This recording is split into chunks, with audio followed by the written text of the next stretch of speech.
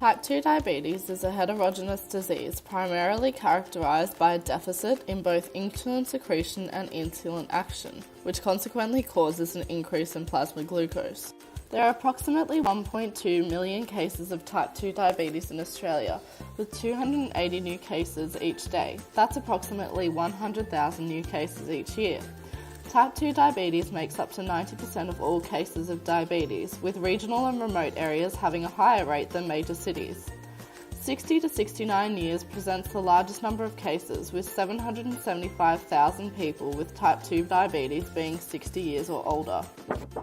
Two main contributing causes have been identified for type 2 diabetes. The first is genetic makeup, where abnormalities in genes and molecules involved in insulin action affect blood glucose regulation.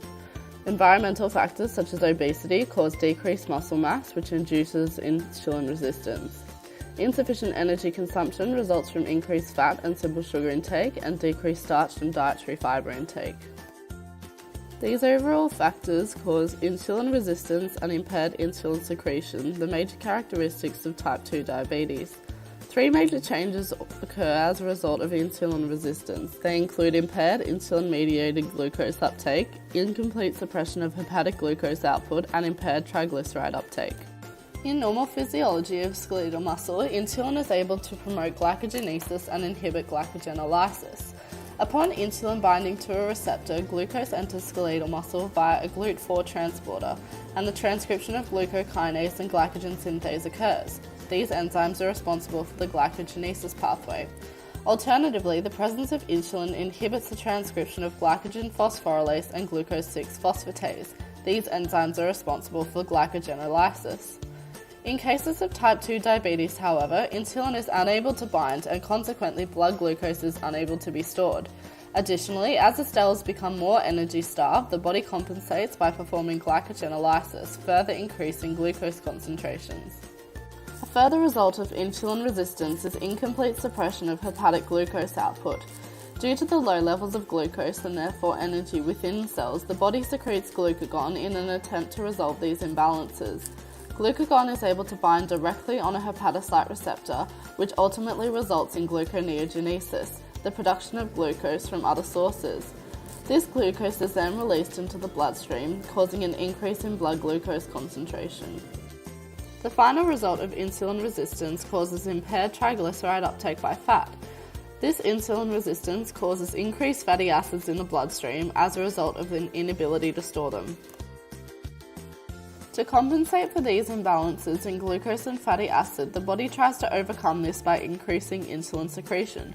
However, in response to this, insulin receptors undergo downregulation, triggering an even greater secretion of insulin for the same response. The second characteristic of type 2 diabetes is impaired insulin secretion. Once hyperglycemia exists, beta cell dysfunction exists because the cells begin to be overworked. This has several effects, including a decrease in insulin secretion in its cephalic phase, decreased effective hormones responsible for decreasing blood glucose, as well as inefficient proinsulin to insulin processing. Beta cell dysfunction is thought to be brought about by three mechanisms. The first is genetic defects. The second is in utero malnutrition. This type of malnutrition may lead to insufficient beta cell development and later partial insulin secretory defect. The final mechanism is the unfavourable metabolic environment. The nature of processed foods in society today has caused increased glucose levels that may induce glucotoxicity and lipotoxicity. However, it must be noted that this is a progressive set of changes which ultimately results in decreased pancreatic cell mass, cascading to function and long-term control of blood glucose. These long-term effects lead to a set of signs and symptoms that can be quite distinct, including being excessively thirsty, passing more urine, feeling tired and lethargic, always feeling hungry, and having cuts that heal slowly. Despite this, it is recognised that these symptoms are quite mild and may go undiscovered for years. Only when undergoing routine medical checkups or screening tests is type 2 diabetes usually discovered. So how do we treat it?